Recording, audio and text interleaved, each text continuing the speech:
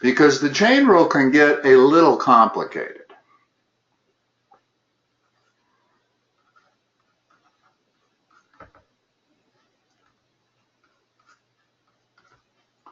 Apply, what's the derivative of this? It would just be sine e. When your variable is in the exponent, you cannot apply the power rule. And your variable is right there. It's part of the exponent. No clue. So you have to use the fact that if y equals e to the x, y prime equals e to the x. Now, this is not e to the x, this is e to the sine x. So what's the inside? E. Oh, e is a number. The inside always has to be the variable part of it. E is just a number like pi. If I took the derivative of e, it's 0. Here's how you figure it out. That's your inside, okay? And here's why. If I use u substitution, and get used to it because you're going to have to use a lot of u substitution throughout calculus, and I made u equal to the inside, then what am I looking at? I'm looking at e to the u. Well, that looks like something I can differentiate. I certainly know what dy du is, which is the derivative of the outside. It's e to the u. And then I got to multiply that by du dx. Well, over here, du dx is cosine of x. So I'm multiplying it by cosine of x. And now let's go back and substitute what u was. U was sine of x, so it's really e to the sine x multiplied by cosine x. That's how you do the derivative. And notice what that is. That's the derivative of the outside. That's the derivative of the inside. You heard a screech. Was that on your end? Oh, yeah, the printer's going off right now for some reason. Okay, good. As long as it's not dogs on my end. I got 2 dogs in here and want one of them to be whatever would cause that noise. I got you. Okay. Now, so the trick whenever you're doing the chain rule is to figure out what the inside is. That's the only trick, okay? If I have this,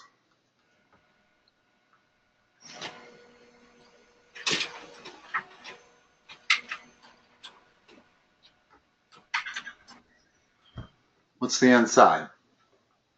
X squared plus 1. See, it's easy with these. So what's the derivative of that? 2x. Oh, when I say what's the derivative, I mean of the entire function. I don't know. Could you go over it one more time? Yes, it's the derivative of the outside times the derivative of the inside. Don't do the inside first. Just because if you're going to memorize it as the outside times the inside, do it in that order. It's the derivative of the outside.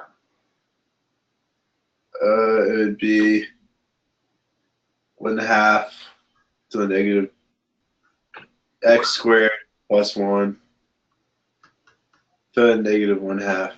Okay, now what's the derivative of the inside? 2x. Okay, and I can write that over there. I don't know why I necessarily always have people do the outside first. I guess it's because the way you memorize it. That's the way they teach it. They don't teach it, you take the derivative of the inside times the derivative of the outside. Maybe they should. It might be a little easier to understand. Now you need to go one deeper level. Let's make this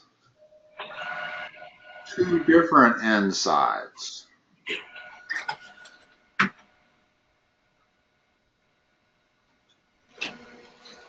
You have to apply the chain rule twice here. Okay. Now, the reason you can see that that's the first inside is because if I was going to let u equal to anything, it would be sine of 5x, and then I would have e to the u. Well, I can differentiate e to the u. Okay? So,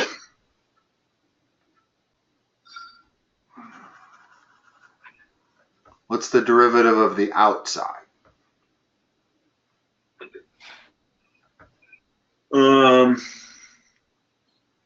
Just e sine to the 5x. Correct.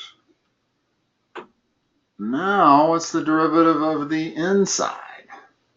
In other words, what's the derivative of sine of 5x? That has its own inside. Would just be cosine 5. Well, you apply the chain rule twice is what you do. So the first application of it is the cosine of 5x, but then you have to take the derivative of that inside, which is 5. And I can put that 5 out front there, make it a little easier to, that's the way you'd want to write it. But this is a double application of the chain rule. Now, if I wanted to use a letter to represent the second inside, I could call that V. Okay. And you don't necessarily have to use this U and V substitution, but I find it particularly helpful in figuring out what the inside is. Sometimes it's not always that clear. And here's probably the toughest situation you find.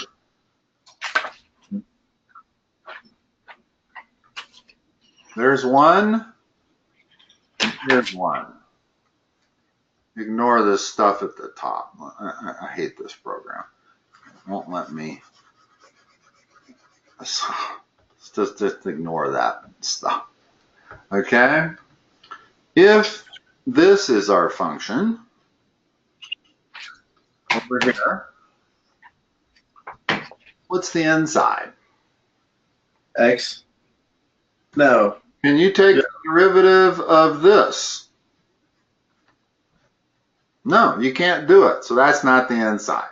The inside means that if I use U substitution, I would end up with something that I could take the derivative of. Well, you don't know how to take the derivative of just anything, but you do know how to take the derivative of certain things. Like you know how to take the derivative of sine of U, right? Mm-hmm. Okay. So what would U be? X. How about sine of x? Because then what we have is y equal u squared. We can take the derivative of that. That's 2u. Okay. Okay. Over here on the right, what's the inside? The inside would just be x squared. Yeah, I'm going to call that v. And the reason is that we know how to take the sine of v. That's the cosine of v. In other words, you've got to, when you use this u substitution, it's got to turn it into something that you can differentiate. I can differentiate that. I cannot differentiate that. Not with the normal rules. I mean, I could as long as you, if I were going to use nothing but the chain rule, then on the left, I would do it. Oh, God, I got to find a different program. This one drives me crazy. It does. The eraser doesn't work. If I differentiate the outside first, I'm going to apply the power rule, right? Subtract 1 from the exponent, turns it into that. That's the derivative of the outside. Now, since this is the inside, what do I multiply that by?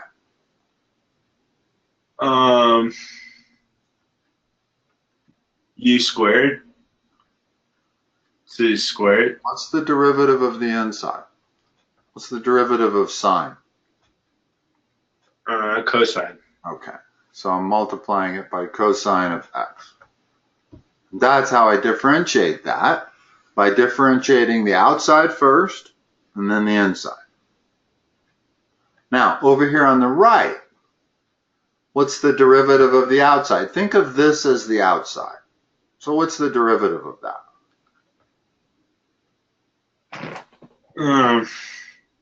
What's dy dv? I don't know. I'm sorry. This is just What's the confusing. derivative of sine? The derivative of sine is cosine. Okay, so it's cosine of v. Now what's the derivative of v? Remember, this is v. 2x.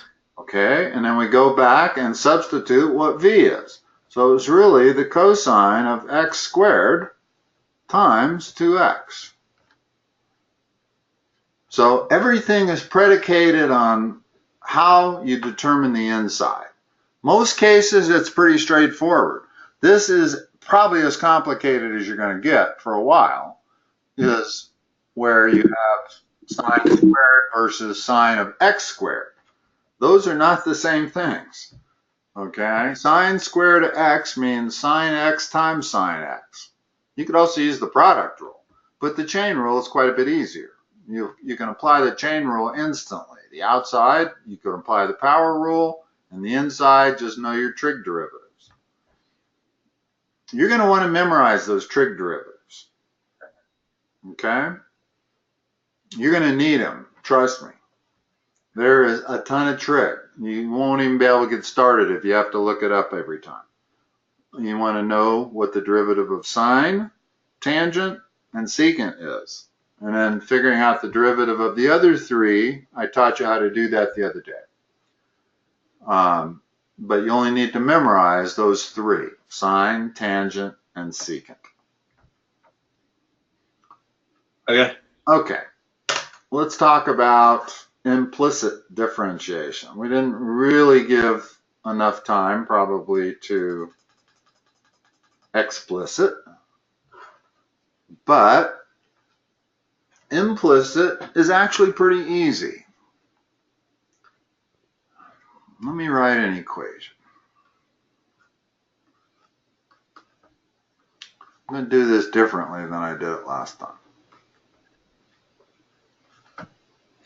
What I want you to do is differentiate both sides relative to time.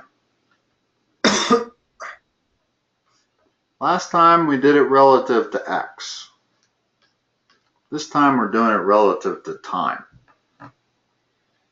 Differentiation follows the same rules of algebra. I can do anything I want to the left side as long as I do it to the right side.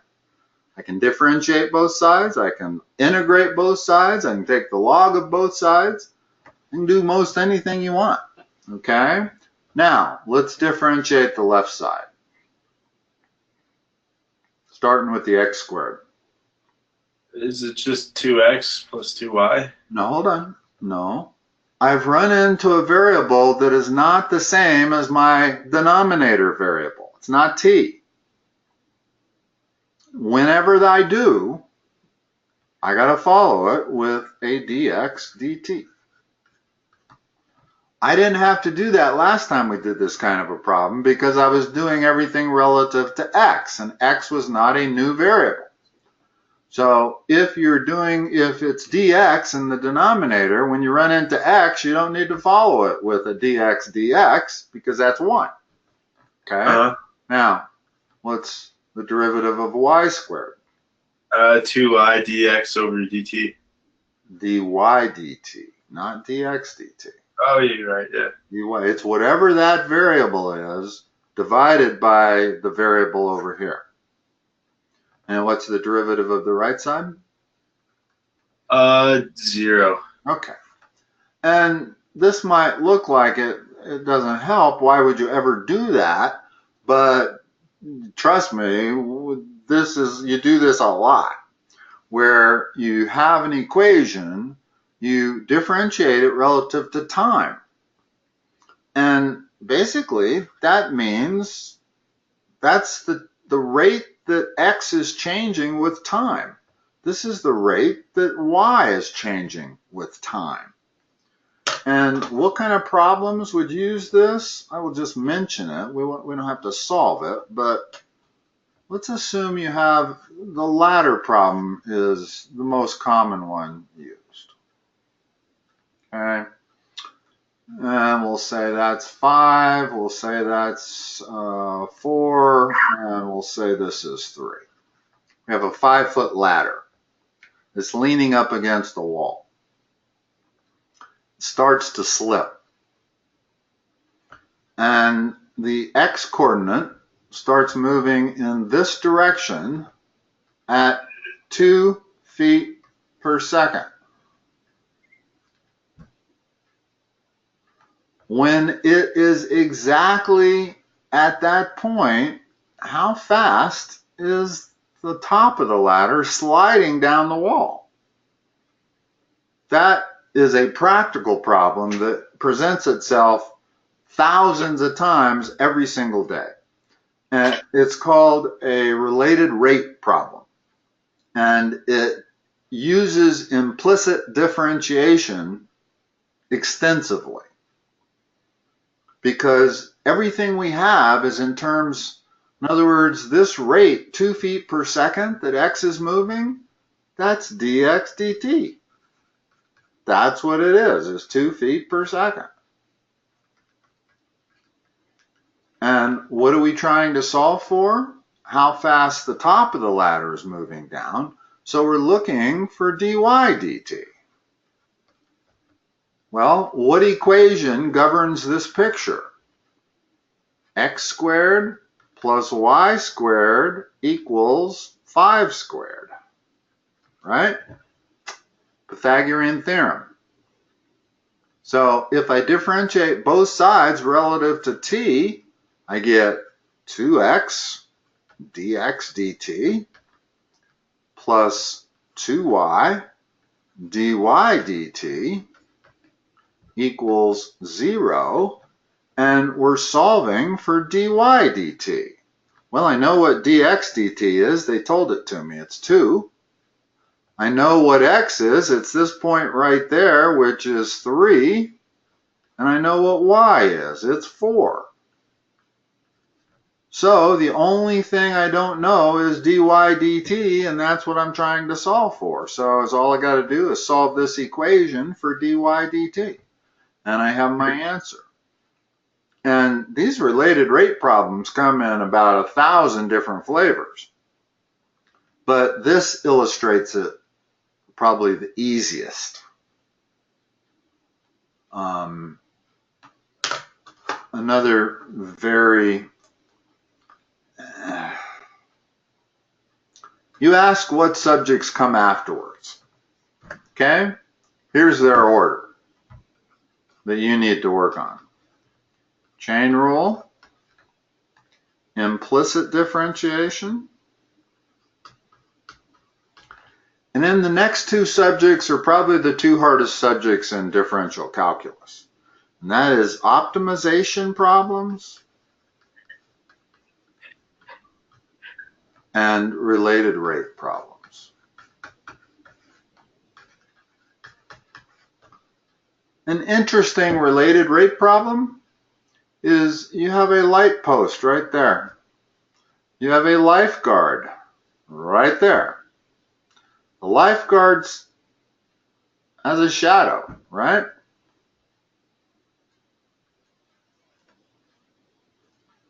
Let's say the lifeguard starts running in that direction at 5 miles per hour. How fast does the tip of his shadow go? Well, you might say 5 miles per hour, right? But it doesn't. Notice that when he's at a point over here, his shadow has lengthened. The further he gets away from that light, the longer his shadow gets. Well, if his shadow gets longer, it's moving faster than he is. Well, that's a tough problem, right? There's no algebra, geometry, or trig to solve that problem. What you need is calculus. and that is related rates, similar to our falling ladder, where you knew the rate of the person and you have to calculate the rate of the shadow. That's why it's called related rates. Optimization. I'll spend 4 minutes on optimization and then let you go.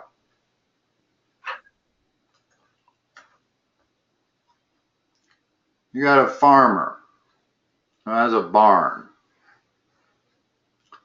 and he wants to put a fence around the side of the barn to hold cattle. And he wants as big an area as he can possibly get for this corral. And the only thing he has is straight fence wood, not curved, so I can't build this thing in a circle. And he has a certain amount of wood. He has 400 feet of wood. How does he build his corral? What dimensions does he use? Let's call that dimension X, that dimension Y. That's not a problem you could solve. You actually could with precalc, but we'll say it's a problem that needs calculus.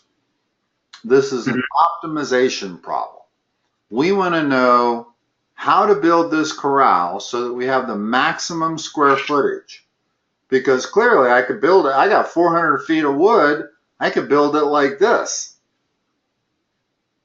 Or something like this. Okay? In other words, my only limitation is I have 400 feet of wood and I have to figure out the shape to build the corral to get the maximum area. Well, it turns out that that shape doesn't give you the maximum area.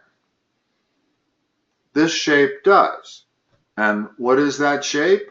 Where it turns out that y has to be exactly 2x is the perfect shape. A rectangle whose width is twice, or whose length is twice its width. That gives you the area that has the maximum square footage. But to solve that is a calculus problem. You have to differentiate the primary function. The primary function is x times y. That's what the area is equal to. Okay? And you're going to have to differentiate that. But you can't differentiate a function that's got two different variables here. You need the variables to be the same in a situation like this. Optimization problems, you start with a function that's got more than one variable in it, and you try to define the odd variable in terms of the other one. Well, having 400 feet of wood means that 2x plus y equals 400. That's the perimeter of my barn. So y is equal to 400 minus 2x.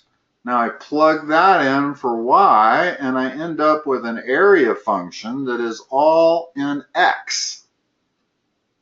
Take the derivative of it, set it equal to 0, solve for x, and it gives me the perfect value of x to maximize this function. That's what we're trying to do, is maximize area. So those are the next two big subjects coming up. Optimization and related rates, and you got to get through implicit differentiation and understand it perfectly before you can go on to related rates. Okay? Anything else tonight, Jake? Your mom said you just want to do a half hour tonight? Yeah. I have an essay to write. Okay. I'll let you get at it. That's the problem with being an athlete, isn't it? There aren't enough hours in the day. Yeah. Well, thanks, Philip. What's that? Thanks. You're welcome. Talk to you next time. Yeah, you have a good night. You too. Bye-bye.